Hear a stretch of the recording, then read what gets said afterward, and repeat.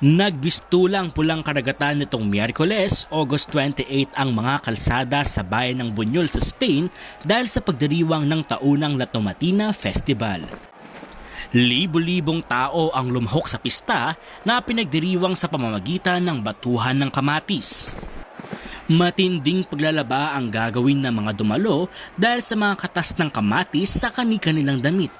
7 truck ang naghatid ng 150 toneladang kamatis, libre ang mga kamatis para sa mga taga-Buñol habang may bayad na 15 euros o mahigit 930 pesos para sa foreign visitors.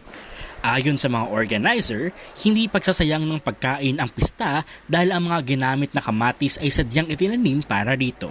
Hindi rin daw mainam kainin ng mga ito dahil sa kakaibang asim.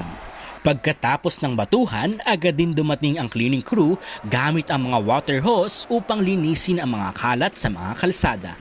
Ang tanong na lang, tomato o tomato? At para sa mga content kagaya nito, huwag kalimutang mag-follow sa lahat ng social media pages ng News 5.